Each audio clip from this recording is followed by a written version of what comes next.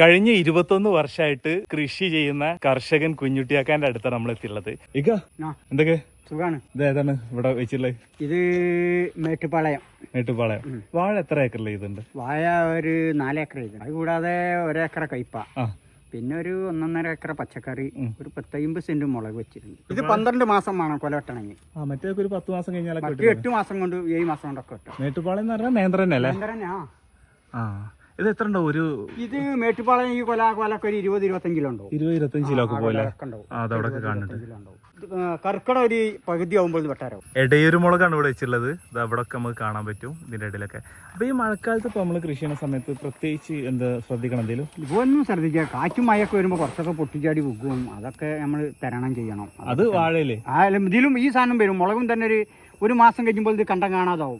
അപ്പോൾ ഈ കാറ്റ് വലിയ കാറ്റ് വരികയാണെങ്കിൽ കൊമ്പൊക്കെ പൊട്ടി ചതറി ഒക്കെ വരും. കുറൊക്കെ കുത്തി കൊടുക്കും. കൊല്ലിയോണ്ട നില കൊത്തി എടുത്ത് നിർത്തും. ഞാൻ ഒന്നും ചെയ്യലില്ല, കുത്തിയെ എടുക്കാന്നല്ലാതെ. അതൊന്നും കൊത്തിയാൽ നമുക്ക് ഒക്കൂല. പിന്നെ ഇപ്പുറത്ത് അതുപോലെ തന്നെ ഇപ്പൊ നമ്മള് ഇതൊക്കെ മുളകിന്റെ കാര്യം പറഞ്ഞത്, മുളകാണ് ഈ കണ്ടത്തിലൊക്കെ. അപ്പൊ നമുക്ക് ഇത്തരത്തില് തെങ്ങുള്ളതിന്റെ ഇടയിലൊക്കെ ആയിട്ട് ഒന്നും ചെയ്യാം, ഒരു കുഴപ്പമില്ല. പട്ട വെക്കാൻ നോക്കിയാൽ മതി. അപ്പൊ ഗ്യാപ്പ് ഇട്ട് ചെയ്യല്ലേ? ചെരങ്ങ എത്ര ഇതുണ്ട്?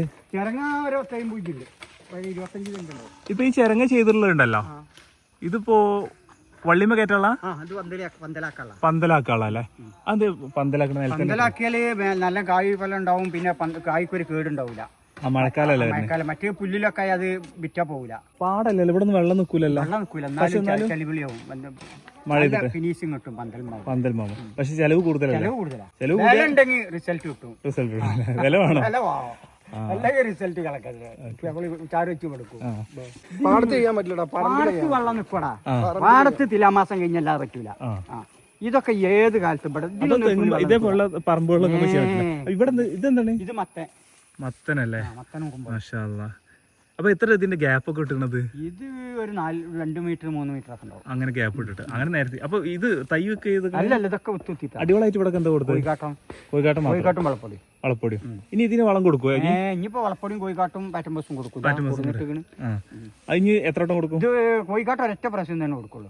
പാറ്റംബോസ് 1-2 വട്ടമൊക്കെ ആയിട്ട് കൊടുക്കും. അത് കഴിഞ്ഞാൽ പിന്നെ ഒന്നുമില്ല. ഇത് ഇനി പന്തൽ കയറ്റുന്നില്ലല്ലോ? ഇല്ല, ഇതൊക്കെ ഒന്നാകെ കണ്ടം മൂടും. ഇനി വരുന്ന സമയത്ത് ഇവിടെ പച്ചപ്പാവും അല്ലേ? നമുക്ക് ഒരു വരും കൂടി വരണം, ഒരു മാസം കഴിഞ്ഞിട്ട്. കയ്പ എങ്ങനെ ചെയ്യാന്ന് കണ്ടോ? കയ്പ ഇജ്ജ് ചെയ്ത കയ്പ ചെയ്യണതൊക്കെ അവളൊന്നും ചെയ്ത് കയ്പല്ല, നമ്മളൊക്കെ ഒരു തട്ടിക്കൂട്ടല്ലേ? അപ്പൊ കയ്പ എങ്ങനെ ചെയ്തെന്നുള്ള നമുക്ക് നോക്കാം.